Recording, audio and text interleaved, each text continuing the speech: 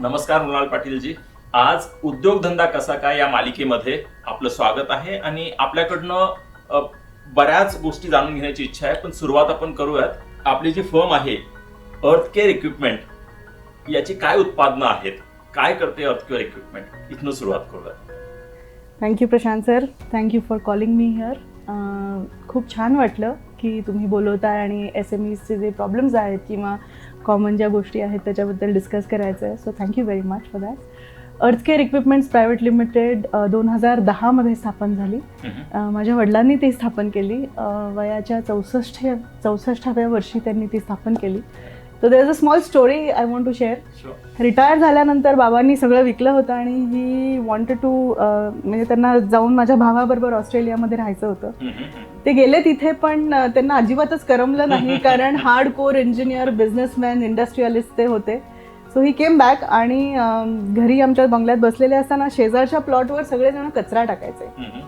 तर रोज सकाळी जाऊन ते सांगायचं नका कचरा टाकू तिथे, नका कचरा टाकू, असं रोजचं असायचं, पण कोणी ऐकायचं नाही. तर त्यांनी विचार केला की I need to solve this problem आणि त्यांनी स्वतः एक मशीन डिझाईन केलं. बरेच ट्रायल्स केले, वेगवेगळे वर्मी कंपोस्टिंग केलं, ते कंपोस्ट टाकून व्हर्टिकल टोमॅटो रेस केले, असं सगळं त्यांचं चालायचं. नंतर एक सिंगल कंपोस्टिंग मशीन तयार केलं, ते पण काही विशेष खूप महाग पडलं. Then what he did was he designed 100 kg machine, composting machine, fully automatic, आणि ते त्यांच्या बेडरूमच्या शेजारी पार्किंग लॉटमध्ये ठेवलं. तर ती घंटागाडी जी जायची रोज, तिला कचरा द्यायच्या ऐवजी 100 रुपये द्यायचे आणि 100 किलो कचरा घ्यायचे आणि त्या मशीनमध्ये टाकायचे. म्हणजे ही स्टोरी तशी आहे. अगदी हँड्स ऑन माझ्या बाबांनी काम केलं आणि कचऱ्याचा जो प्रॉब्लेम आहे तो अगदी मुळात जाऊन त्यांनी तो सॉल्व्ह करायचा प्रयत्न केला. 9 महिने पूर्ण टेस्टिंग केलं. सक्सेस झाल्यानंतर एका मित्राच्या सोसायटीमध्ये जाऊन ठेवलं, तिथे पण सुंदर चाललं ते मशीन. मग त्यांना कन्स्ट्रोमध्ये, ते माझे चेअरमन होते कन्स्ट्रोचे, क्रेडाईचे फॉर दॅट मॅटर, त्यांनी इन्व्हाइट केले की तुम्ही कन्स्ट्रोमध्ये ते दाखवा कारण फार युनिक कॉन्सेप्ट आहे. 2012ची गोष्ट आहे ही. तर तिथे त्यांनी केल्यावर खूपच सुंदर रिस्पॉन्स मिळाला सगळ्या बिल्डर्सकडून, कारण तेव्हा EC क्लिअरन्स, स्वच्छ भारत अभियान, म्हणजे गव्हर्नमेंटचे जे सगळे हे चालले होते स्वच्छ भारतशी रिलेटेड, ते इनिशिएटिव्ह चालले असल्यामुळे खूप सुंदर रिस्पॉन्स मिळाला आणि business took off from there.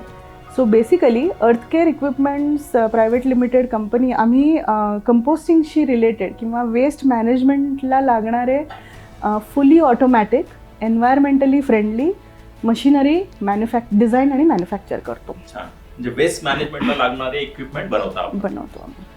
हे खूप सुंदर कोणतरी लिहिलेलं आहे ना की गरज ही शोधाची जननी असते. Absolutely right. असंच काहीतरी आहे. तुमच्या बाबांना वाटलेली गरज काय आहे, त्या गरजेतनं त्यांनी लावलेला शोध किंवा त्यांनी केलेलं जे इनोव्हेशन आहे त्यातनं या कंपनीचा जन्म झाला. बरोबर. सध्या काय असेल साधारणतः turnover average? It is around 22 crores. 22 to 25 crores. मागच्या 2-3 वर्षात जर पाहिली आपण तर काय प्रकारची ग्रोथ दिसते? एक 5%, 10%, 15-20% अशी काय ग्रोथ दिसते? वी हॅव, म्हणजे आमची नेहमी ग्रोथ 20 ते 25% इयर ऑन इयर आहे. म्हणजे अगदी पहिलं 80 लाखापासून जी सुरुवात झाली आहे तिथं ग्रोथ अशीच आहे. कोविडचं वर्ष सगळ्यात चांगलं होतं आमच्यासाठी, अमेझिंगली, माहित नाही कसं, पण आमचं जवळजवळ 80% त्या वर्षी एक्सपोर्ट्स झाले. आम्ही फक्त 2 महिने बंद होतो कारण इमर्जन्सी सर्व्हिसेसमध्ये येतो त्यामुळे, आणि एम्प्लॉईजना आम्ही फुल payment with bonus with everything दिलं. सो कोविड हे सगळ्यात छान वर्ष होतं आमच्यासाठी. चांगली गोष्ट आहे ऐकून की कोविडच्या काळात सुद्धा बिझनेस चालू राहिला. मला हे सांगाल की आपण एक्सपोर्ट्स निर्यातीकडे तर येऊयातच, पण त्या अगोदर पुढले 2-3 वर्ष आपला काय अनुमान आहे की कशा प्रकारे उद्योग वाढेल, काय संकेत दिसत आहेत सध्या? आत्ता सध्या तुम्ही ग्लोबली बघितलं तर ग्रीन टेक्नॉलॉजीज किंवा जे एन्व्हायरमेंटशी रिलेटेड मुवमेंट्स आहेत, ज्या हालचाली आहेत त्या खूप स्पीड घेत आहेत, खूप वेगाने घेत आहेत आणि प्रत्येक देशात ह्याच्याबद्दल बोलणं चाललं आहे. आम्ही खूप होपफुल आहोत, पॉझिटिव्ह आहोत की ग्रोथ जास्तच होणार आहे. आय एम शुअर 30-40% पेक्षा जास्त होईल ग्रोथ. आता आम्ही डायव्हर्सिफाय करतोय, फक्त कंपोस्टिंग नाही आणि त्याचं इक्विपमेंट नाही तर फुल वेस्ट मॅनेजमेंट, बायोगॅस असू दे किंवा we are going to diversify into other areas as well. छान. मला हे सांगाल की एक्सपोर्ट निर्यात आपण बोललात, कुठल्या कुठल्या देशांमध्ये आपण निर्यात करता आणि पहिली निर्यात आपली कुठल्या देशात झाली आणि तो अनुभव कसा होता किंवा त्यात काय अडचणी आल्या? आपल्या जे श्रोते ऐकतायत हा संवाद, त्यातल्या कुठल्या व्यक्तीला जर एक्सपोर्ट्स करायचे, निर्यात करायचे, ते उद्योग करतायत पण निर्यात करत नाहीत, तर त्यांच्यासाठी काय सल्ला असेल? एक उदाहरण घेऊन आपण सांगू शकाल? शुअर. आमची एक्सपोर्टची सुरुवात अशी झाली की आम्ही जी टीम आहोत, म्हणजे माझ्याकडे किंवा बाबा म्हणा किंवा मी, आम्ही फार पॉझिटिव्ह आहोत आणि आम्ही ओव्हर कॉन्फिडंट पण आहोत फॉर दॅट मॅटर. तर आश्चर्य वाटेल तुम्हाला की बुर्ज खलिफाचं टेंडर निघालं होतं, तर आम्ही अप्लाय तर करून बघू. So we just sent our quotation out आणि तिथे गॅरंटी होती की कोणी बघणार पण नाही आमच्याकडे, कोण ही छोटी कंपनी इंडियातली, गॅरंटी होती त्याची. पण तिथे कोणीतरी आम्हाला नोटीस केलं आणि तो माणूस आमच्याकडे चालत आला, इंडियाला आला तो, आणि ही विजिटेड आवर कंपनी. काय आहे तुमचं मशीन? आणि तर तिथून ती सुरुवात झाली. तो येऊन त्यांनी ते सगळं बघितलं, मीटिंग्स झाल्या आणि त्यांनी ऑर्डर्सच द्यायला सुरुवात केली. म्हणजे आम्हाला कधी असं एक्सपोर्ट सुरू होईल असं मनातही आलं नव्हतं. म्हणजे पुण्यात असून सुद्धा बुर्ज खलिफाची स्वप्न बघणं काही वावगं नाहीये का? अजिबात नाही. आपण स्वप्न बघायला कोणी अडवू शकत नाही, आपल्याला कोणी अडवू शकत नाही. पण मला असं वाटतं की कुठलीही गोष्ट ना दोनदा होते, एकदा मनात होते आणि मग एकदा वास्तव्यात होते. असं सचिन तेंडुलकरनी सांगितलं होतं त्यांच्या एका इंटरव्ह्यू मध्ये. पहिल्यांदा मनात होतं, त्यानंतर मी बॉलरच्या माझ्या बॅट्समनच्या मनात होतं, त्यानंतर असं खूप जागी लिहिलेलं असतं आणि it inspires me a lot. म्हणजे ती गोष्ट खूप इन्स्पिरेशनल आहे. त्यामुळे विचार करायला आणि ड्रीम करायला आणि खूप मोठ्या मोठ्या गोष्टींबद्दल स्वप्न बघायला आपल्याला कुणीच अडवू शकत नाही. कुठल्या कुठल्या वेगवेगळ्या देशांमध्ये आपलं सध्या एक्सपोर्ट आहे? आम्ही युरोपमध्ये करतो. 100पेक्षा जास्त मशीन्स आमचे युरोपमध्ये आहेत. साऊथ ईस्ट एशियामध्ये पण बरंच करतो आणि बाकी 13 कंट्रीज आहेत जिथं 1-2 मशीन्स असे पाठवलेले आहेत. तिथे अजून एस्टॅब्लिश झालं नाही. सुरुवात कशी होते? तुमचे कोणी जे रिप्रेझेंटेटिव्ह आहेत ते तिथं आहेत की तुम्हाला रिक्वायरमेंट ऑनलाईन येतात की तुम्ही एक्झिबिशन अटेंड करता? हे कसं होतं? आम्ही नाही, आमचे रिप्रेझेंटेटिव्ह तिथे नाही आहेत. आम्ही ईमेल्स टाकतो. अच्छा. आम्ही ईमेल लिहायला लागतो. उत्तर आलं ठीक आहे, नाही आलं ठीक आहे, विशेष खर्च नाही. सो एक ईमेल लिहायची आणि मार्केटिंग टीमला सांगायचं की पाठवत राहा, कुठेतरी लागेल दगड. अशी आम्ही सुरुवात केली. ऑनलाईन पोर्टल्समध्ये आपण रजिस्टर्ड असतो, तिथून पण इन्क्वायरीज येतात. So it depends. म्हणजे आणि काय, आमचं फील्ड जे आहे ना ते फार वास्ट आहे. म्हणजे 100 किलोपेक्षा मला वाटतं सगळेच जण जास्त कचरा जनरेट करतात. बरोबर. त्याच्यामुळे दुर्दैवानं पण हो करतात कचरा. तर ही एक चांगली गोष्ट आहे आपल्या सर्वांना ऐकण्यासारखी. ती म्हणजे फक्त ईमेल वापरून सुद्धा बिझनेस डेव्हलपमेंट करता येतो निर्यातीसाठी. तर हे एक चांगलं उदाहरण आहे. मला सांगा, आपण आपल्या उद्योगाविषयी बोललात, सुरुवात कशी झाली, चांगली वाढ होतीये 20-30%, पुढेही तशी चांगली वाढ होईल असं सांगितलं. देशामध्ये बऱ्याच ठिकाणी आपण हे विकलेलं आहे आणि देशाच्या बाहेर सुद्धा याची विक्री झालेली आहे, निर्यात सुद्धा झालेली आहे. हे सर्व करतेवेळी मागच्या 12-13 वर्षाचा जो आपला इतिहास आहे त्यामध्ये सरकार किंवा सरकारी योजना याच्याशी कधी संपर्क येतो का? आला तर तो कसा येतो? कुठल्या योजनेसाठी आपला संपर्क आलाय आतापर्यंत? सगळ्यात महत्त्वाचं म्हणजे स्वच्छ भारत अभियान जे 2012मध्ये 2013मध्ये मोदीजींनी इंट्रोड्यूस केलं होतं, त्याच्यामुळे आम्हाला सगळ्यात जास्त पुश मिळाला. म्हणजे आमचं ऍक्च्युली सगळं लॉ, म्हणजे कचऱ्याचा लॉ आला म्हणून आमचा बिझनेस चालतो बेसिकली. सो आम्ही सरकारशी फारच निगडीत आहोत. त्याची आवश्यकता तर होती बऱ्याच दिवसापासून की असं स्वच्छ भारतासारखं एक मिशन असणं. बरोबर. तर खूप चांगली गोष्ट आहे. बरोबर. ते एक झालं.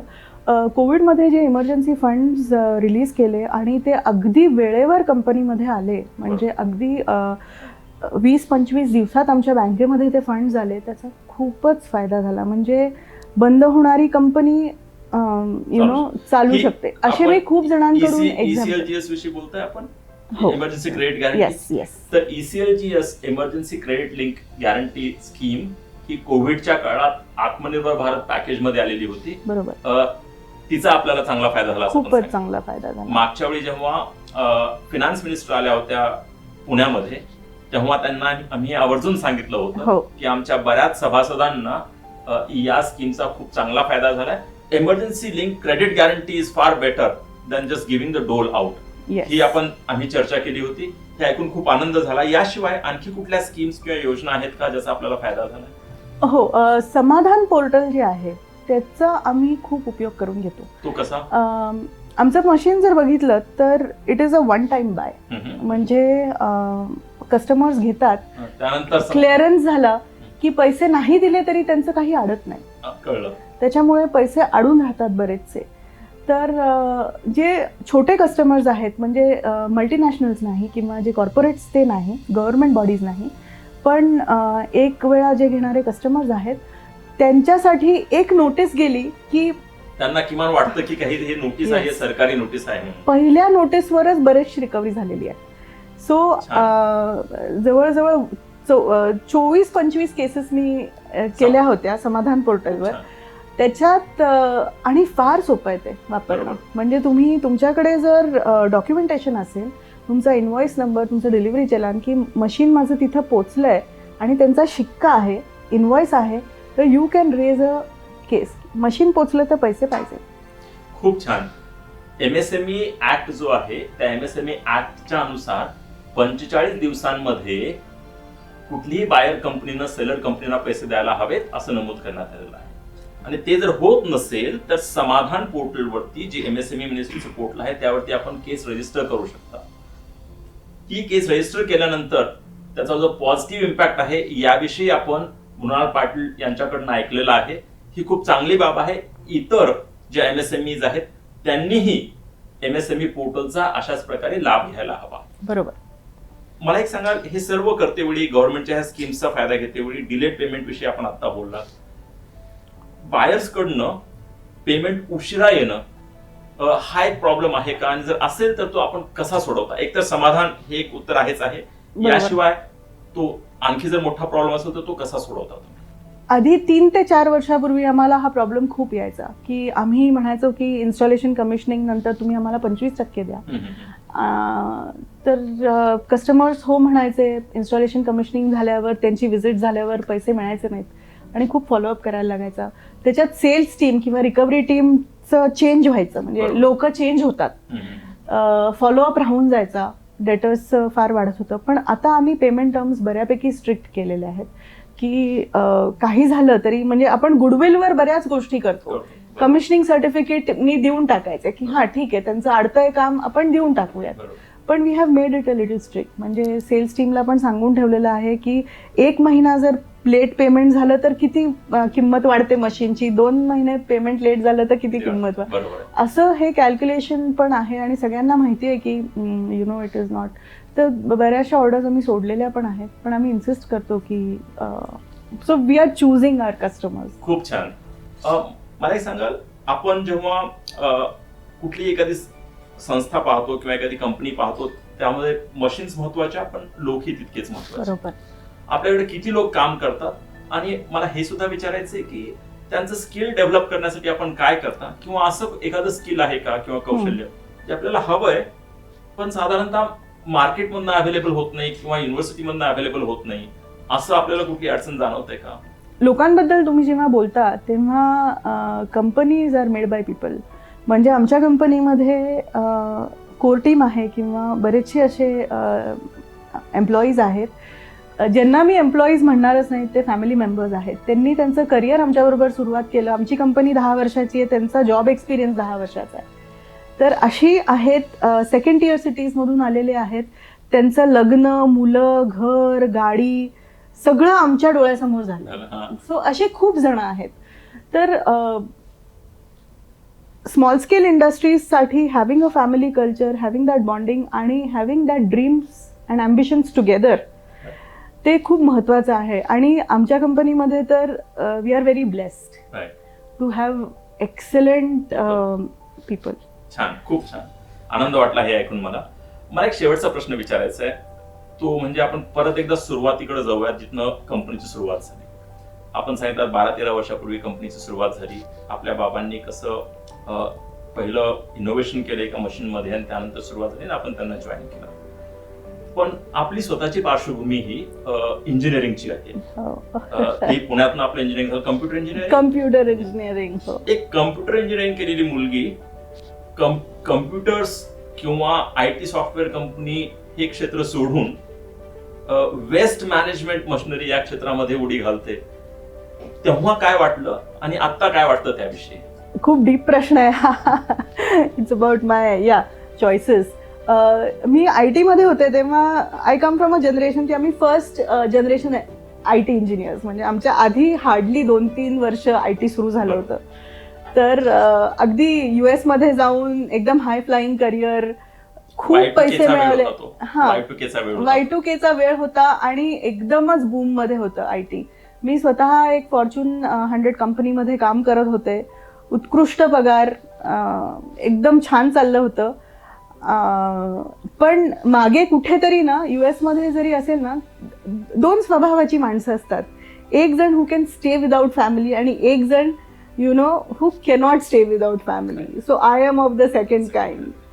तर मग मी ते सगळं बघितलं बाबांचं आणि त्याचं more than waste management as a field, I am being very honest, more than waste management being as a field, my future there, it was more ki my father at the age of 64, he's inventing something, there is great potential and he's putting in so much efforts. म्हणजे बॉस्टनला ते होते माझ्याबरोबर 2 महिने, तर रात्रभर ते काम करायचे, अदानीला कोटेशन्स पाठवायचे, नेगोसिएशन्स कॉल करायचे, ते it was just too much for me. तर मग मी म्हणून I came back and joined आणि थिंग्स हॅव वर्कड आउट वेल. काही लोकांना, आणि विच इज नॉट रॉंग, काही लोकांना पैसे, गाडी, मालमत्ता, घरं मोठी हे सॅटिस्फाय करतं गोईंग अराउंड द वर्ल्ड. काही लोकांना अचीवमेंट्स ओलावा असतो मनातला की हां, मी I am doing well, I am taking care of some families, I am guiding somebody, हे इनफ असतं. तर I am from the second category. Not that I don't have money, पण if I see satisfaction is as important as success. Right, and if I see I am doing equally good as my counterparts, so I don't have any regrets. I have recognition आणि पैसा आणि satisfaction, आदर सगळंच इकडे मिळते, जे probably फक्त तिथे मिळालं असतं नसतं माहिती नाही. खूप छान, खूप छान उत्तर. मृणालजींनी आपल्याला त्यांची सुरुवात कशी झाली, एक IT इंजिनियर असताना सुद्धा बोस्टनमध्ये काम केल्यानंतर सुद्धा त्यांना असं का वाटलं की त्यांनी आपल्या वडिलांचा उद्योग जॉईन करावा आणि तो उद्योग पुढे न्यावा, त्यांनी किंवा त्यांच्या वडिलांनी वेस्ट मॅनेजमेंट वरती जे इक्विपमेंट काम करतात ते क्षेत्र का निवडलं, त्याची वाढ दर वर्षानुवर्ष 20-25% कशी होतीये, पुढले 2-3 वर्ष सुद्धा ती तशीच किंवा त्यापेक्षा चांगली कशी होईल, निर्यात कशी केली जातीये, त्या निर्यात करण्याचे किस्से, ते कोल्ड कॉलिंग किंवा कोल्ड इमेलिंग याविषयी चर्चा, सरकारच्या ज्या योजना आहेत त्याचा कसा लाभ घेतला गेला, त्यातल्या त्यात specifically emergency credit link guarantee scheme, त्यानंतर मशीन सोबतच पीपल किंवा लोक हे किती महत्वाचे आहेत कंपनीमध्ये, त्यांच्यासोबतचा व्यवहार कसा असायला हवा एक उद्योजक म्हणून, या सर्व विषयांवरती आपण चर्चा केलीत. यातनं घेण्यासारखं बरंच काही आहे. जे कोणी युट्यूबवरती ही मालिका पाहतायत ते नक्कीच यातनं बरंच काही घेतील. त्यांचे काही प्रश्न असतील तर ते तिथं विचारतील सुद्धा. ज्याची उत्तर आम्हाला देता येईल तरी आम्ही देऊ, पण ज्याची उत्तर आम्हाला तुमच्याकडनं अपेक्षा आहेत तुम्हाला परत आम्ही त्रास देऊ, जेणेकरून त्यांची उत्तरं दिली जातील परत एकदा. Pleasure is mine. आपण आलात, ही चर्चा केली आणि उद्योगधंदा कसा या मालिकेमध्ये आपण सहभाग नोंदवला त्याबद्दल आपले खूप खूप आभार. Thank you very much.